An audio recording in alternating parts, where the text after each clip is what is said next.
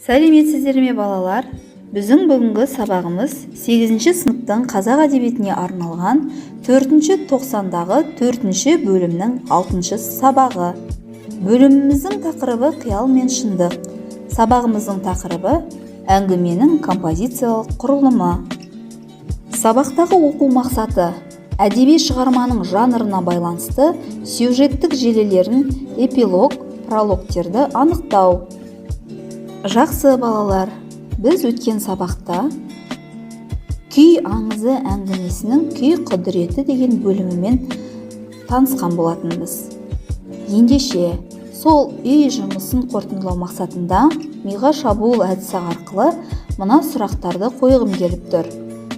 Неліктен қазақ пен күй егізделінеді? Күй мен қиялдың қандай байланысы бар? Адам жаны мен жануар сезімін оятуға әсер ететін күйде қандай күш бар? Осы сұрақтарға тез жауап беріп өтсек. Жақсы, жарайсыздар балалар, тамаша жауап бердіңіздер. Ендеше біз мақсатымызда айтып өткендей пролог және эпилогпенен таныс болуымыз керек. Пролог көркем шығарманың оқиға мазмұны мен мәнін оқырманға таныстыратын кіріспе бөлімі. Ол шығарманың идеясын дұрыс түсіндіру, мәнін ашу мақсатында қолданылады. Прологтың кіріспеден айырмашылығы онда сюжеттік құрылым, көркемдік нақыш басым болады. Эпилог көркем шығарманы қорытындылайтын компонент. Эпилог негізгі оқиға желісінен бөлек тұрса да, авторлық идеяны толықтыра түсіп, шығарманың басты кейіпкерлерінің жайынан қысқаша мәлімет береді. Олардың кейінгі іс-әрекетінің жалғасын көрсетеді. Жақсы балалар, олай болса, бірінші тапсырманы орындайық. Шығармаға композициялық талдау жасаймыз.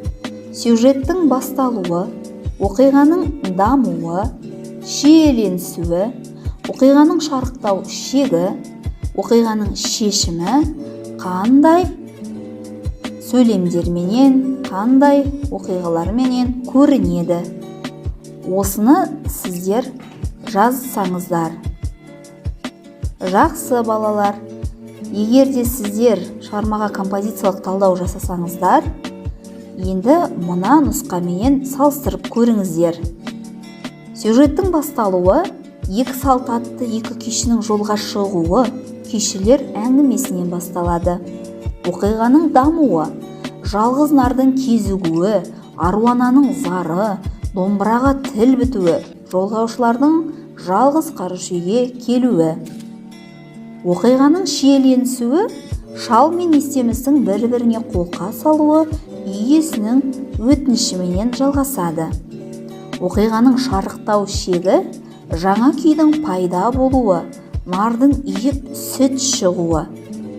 Оқиғаның шешімі, күйшінің жолын жас жігітке беруі, немесе нардың июі, нар үйдірген күйінің өмірге келуіменен аяқталады.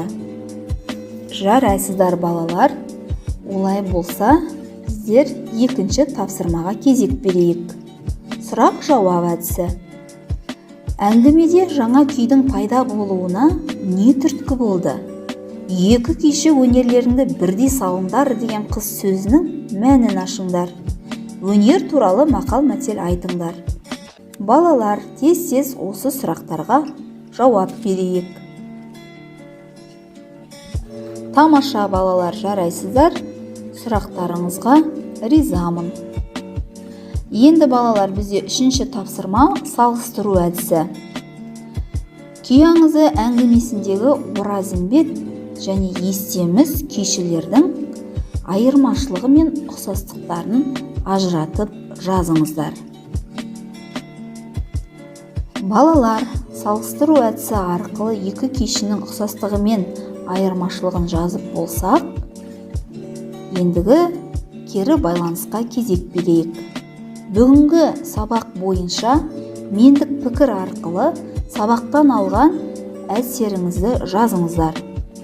Мені сүйсіндіргені, мені қуантқаны, менің тілегім, мені қызықтырғаны, менің бүгінгі сабақтан түйгенім.